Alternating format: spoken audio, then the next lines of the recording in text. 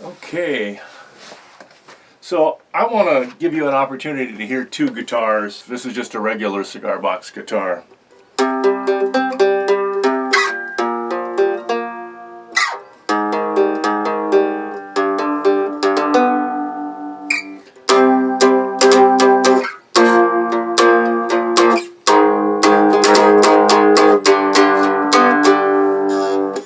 So let's look at the new guitar. I'm hoping this is going to stay in tune. These strings are so new, and to be fair, they're stretchy, and I've got a nut that needs some work, I think.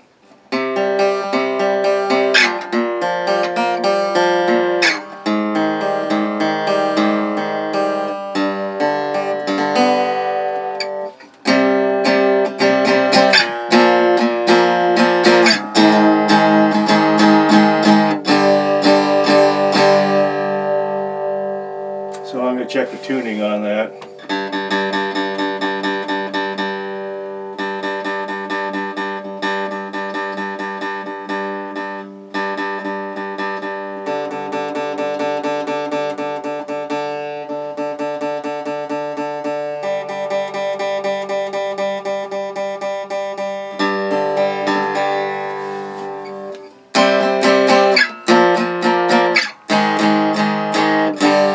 Okay, so let's plug it into the amp.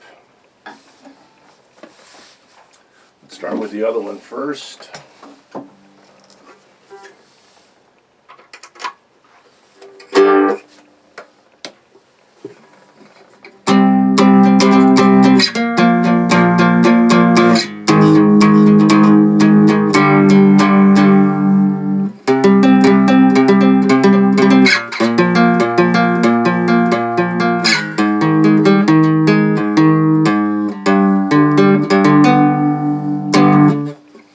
Okay, and round two.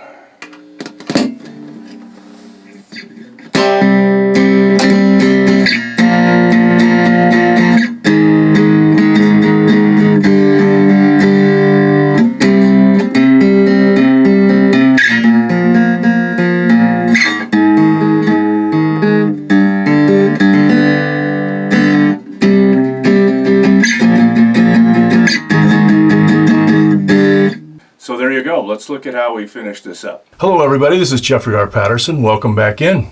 I hope you enjoyed the guitar demo there. We've been successful, but here we are. We're back at the beginning, and I'm going to show you what I did. I've run into a little problem. Back a while ago, you couldn't get medium, straight medium frets from CB Giddy, so I went shopping for some and found some at another supplier, which is popular, and I'm not disparaging them at all. But I ran out of medium, and I started applying frets to this guitar, not thinking about it because I had ordered medium, didn't compare them, and these are jumbo frets. So I now don't have a jumbo fret to use as my my nut as a 0 fret. So I'm going to have to build a nut for this. I've chosen to do it out of ebony. I've got some really nice ebony pieces, and I like ebony, and I like the way it looks. I like the dark instead of having the bone. And my little bone piece isn't quite big enough. It's probably big enough, but I would like it to be a little taller than that, a little bit more string retention from my nut.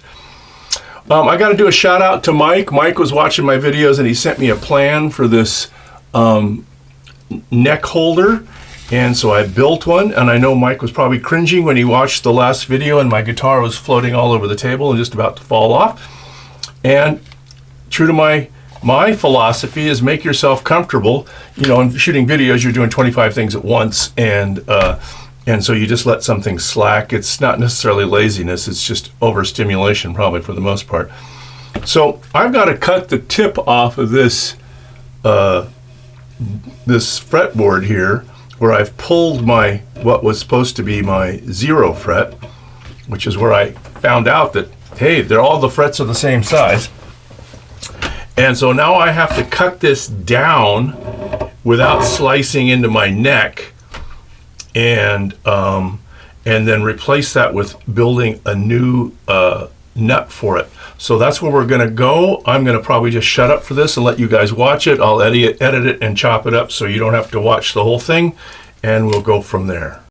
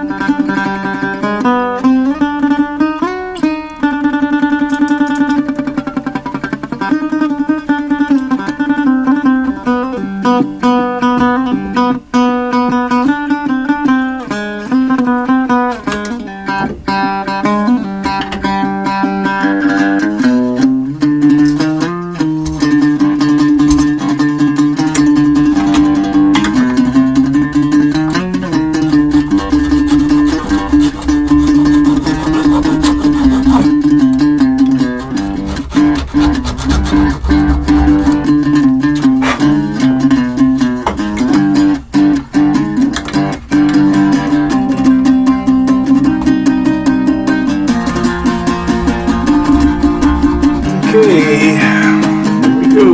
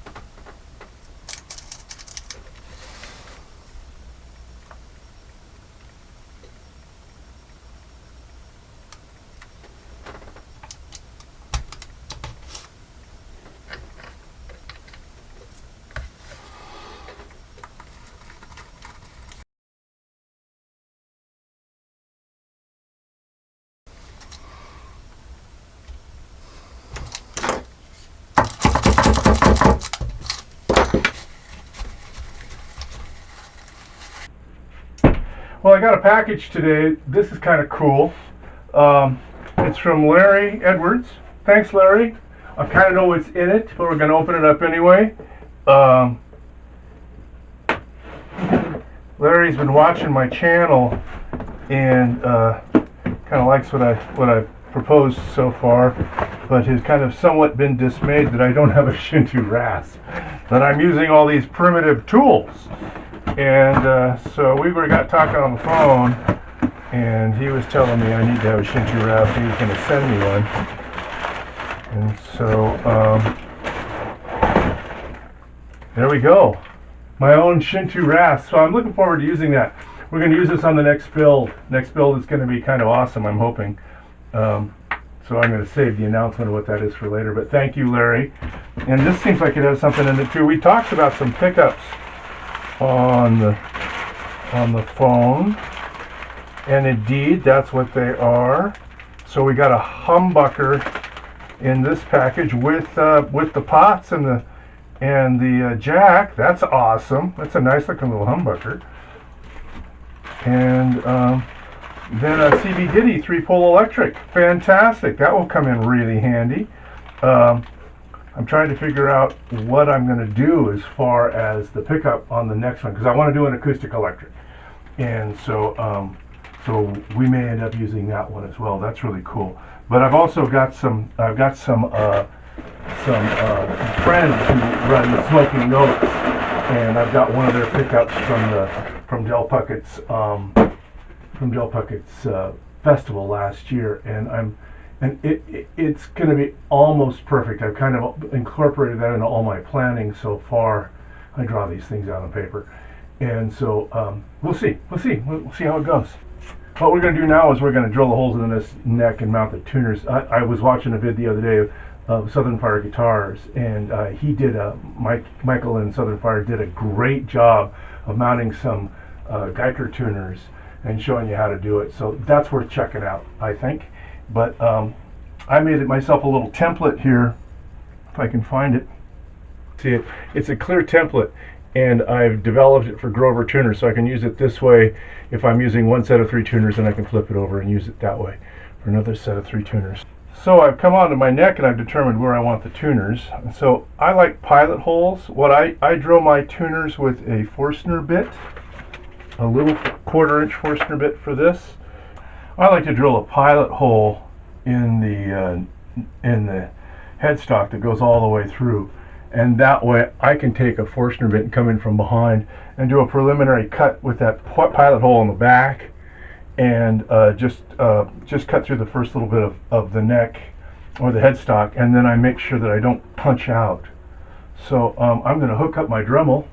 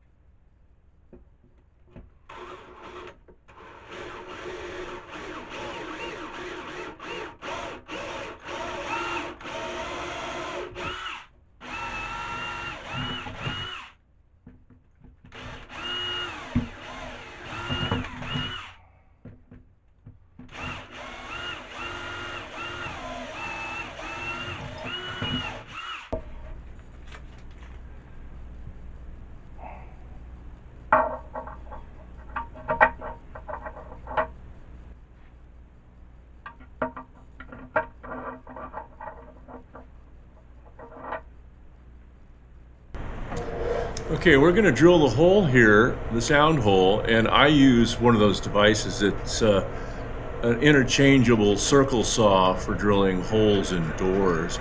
I like it because the teeth are small and I can go really slow with this thing. I've cut a lot of this out. I cut half of it out at least. I go really slow when I cut this.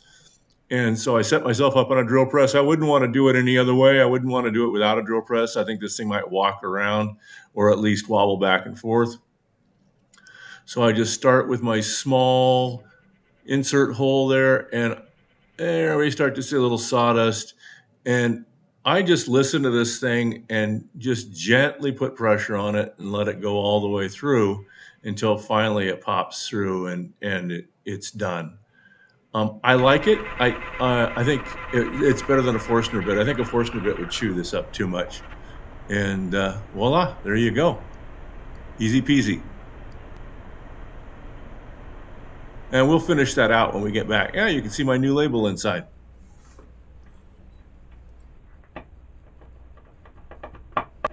I have a method I'm going to show you here for lining up the tailpiece. I mark out the center of the last fret and I use my calipers to make sure that I'm spot on there. And then I can tie a thread to the middle string tuner and bring that thread down and tie it onto the middle string on the tailpiece. And then I can move that tailpiece back and forth. And when I have the string right over that center mark on the fret, then I can go in and I can mark the hole on the tailpiece and drill it out. And that gets my tailpiece in the center every time. It's pretty simple.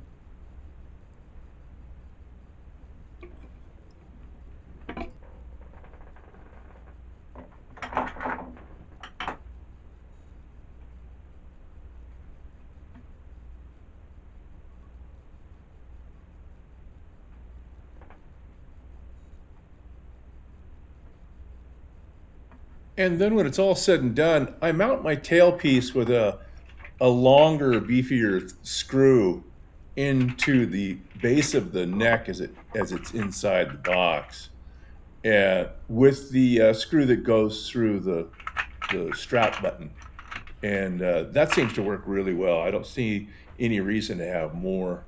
And also here, I'm starting to finish out my hole. I'm going to sand out the sound hole a little bit, and we'll put a little more stain on it. So now I'm trying to figure out what happens with the string height for my bridge. And so I run a quarter on top of the last fret, so with a straight edge, and I measure from the bottom of the ruler to the top of the guitar in millimeters. And you can see that piece of tape. I don't recommend doing that. I lost a little image with that tape, so don't stick tape on the top of your guitar. But that tells me where my 25-inch scale length is and where I'm supposed to put that. I could have done that a different way, and that would have been better. So now I'm going to touch up the sound hole a little bit with some of my water-based stain and get rid of that bright wood so it stays in character. You can see my aluminum tailpiece too. I've distressed that, trying to make that kind of look kind of cool. And now I'm shoving my strings through my tailpiece. My tailpiece is somewhat rigid and relatively low, so it keeps good tension on the bridge. And so they're tedious to get through, but they do go through. And here I am now. I'm going to carve out my my nut, and I'm using small little saws. I use hacksaw blades and also saber saw blades. You saw me milled that little saber saw knife in an earlier vid. And I like those because I can put them on my belt sander or my disc sander, and I can thin them down and use a really fine hacksaw blade. And I find that those work pretty good, and they're reasonably priced. So here we are, just cutting little bits out. I have fair control. And I want to say, look at that neck holder. Thanks, Jeff Elliott. Jeff Elliott's YouTube will be in the description. Jeff built one of these guitars from a box that I gave him, and it's worth looking at. But is not that a thing of beauty? I just checked my other one. I'll probably pull it out of the trash and use it out in the other shop. But this is my indoor shop, beautifully made, leather lined, incredible. Thank you so much, Jeff. I'm checking for fret buzz here, and I'm finding a little. I make a lot of adjustments, and I find that eventually I can get it intonated on the 12th fret as well as the first fret. But this is nuts are new to me. I don't do a lot of nuts. I like 0 frets with a string holder. They look like nuts, but they aren't a nut. And they allow me to have a lot of control and also displace my tuners a little bit. They can be off and all in line on the head, and then I don't they don't flick off the 0 fret. That's cool too. But I like my ebony nut. It turned out really well, and I think it looks good, and it's there enough for the acting as the end of the scale, but also acting as a string retainer as we go down to the tuners. Okay, let's do a final flyby on this guitar. So here we're looking at the head. There's my ebony nut and my equally spaced pegs on my Grover tuners. Now they're a little bunched up on the back, but that's what happens when the pegs are evenly spaced. You have to make one decision or the other. A little longer headstock, so there's a little more room in here to work your tuners. I like that. Smooth tapered neck all the way down. We got our thin spot here right about at the first fret, and unfinished on the neck all the way down with clear vertical grade Doug fir, mahogany neck, brass carpet tacks for the fret markers on the side, and solder burns for fret markers on the top. And I like those. They're traditional. They're kind of what you would see on something like this back in the day, and they're easy to do, and I think they add kind of to the ambiance of the whole guitar. Our frets are burnished on the end, so they are rounded, and we have a video showing you how to do that. It's a really nice method of finishing them.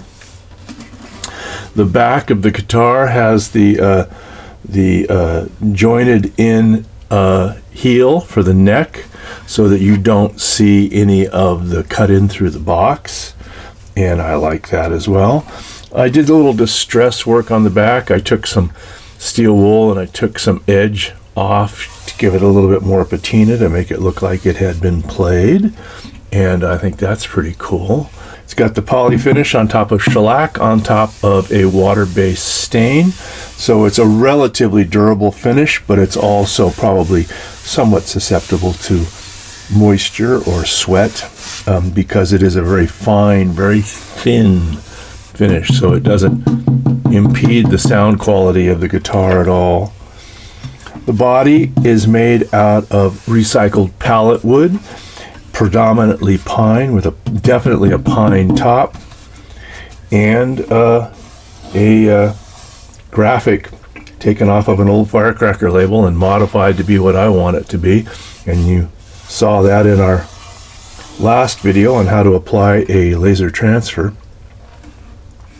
The tail end has an access hole here for the piezo, and so I peened a copper cover on that, and I epoxied the jack onto it so it doesn't twist at all, so it's permanently there, and then it's screwed in place so you have access inside. A aluminum distressed tailpiece held in place by one strap. You can see a little rubber washer on there to keep it cushy. And then I have I make my guitar straps out of neckties, and so you can take the necktie and I sew a buttonhole in the end of the necktie, and that goes over the end of the strap button, and then I use a rubber washer and put that over as a keeper. You buy those rubber washers at the hardware store, so that strap is not coming off of there, and it's just simply tied with a fairly decent new piece of shoelace around the neck. So thank you for joining in this series. The next series is going to be an acoustic electric, and I'm going to build a bolt-on neck so I can do a center hole without having the neck go through, and that center hole is also going to be the containment for the pickup, and so I'm going to be doing a thwart on the inside of the guitar body, which is why we have the bolt-on neck, so I don't have anything interfering with my thwart, which will support the pickup, leaving the hole for the sound hole, but not impede the top or the back of the guitar with anything touching it. So that's my plan. I hope you'll join me for that. I think it's going to be kind of cool. And I'm hoping that I can talk you guys into helping me with this. I would like to sell these guitars. I haven't sold any guitars. It's not my thing, but I'm getting a lot of them, and I think I need to sell a few of them. What is it worth? What's this guitar valued at? I have no idea. And so if in the comments you guys could give me some idea of what you think I should try selling these for, what I should ask for them. And also in the description, you're going to find links to Del Puckett, and I thank him for the music. You're going to find a link to Jeffrey Elliott, and I thank him for the wonderful guitar support. And also Southern Fire, Michael at Southern Fire Guitars, because I think it's worthwhile to go watch Michael's video on how to install tuners. I didn't go into great depth on tuner installation here. And I'm going to send you to Michael because he just did a really nice short video on it, and it's really worth watching. So thank you very much. If you found this useful, if you enjoyed the series and you want more of this kind of content, please like and subscribe and comment. Do everything we can do to tweak the algorithm and let them know that I'm out here so that hopefully more people can enjoy this. Thank you much, and I'll talk to you later. Bye-bye.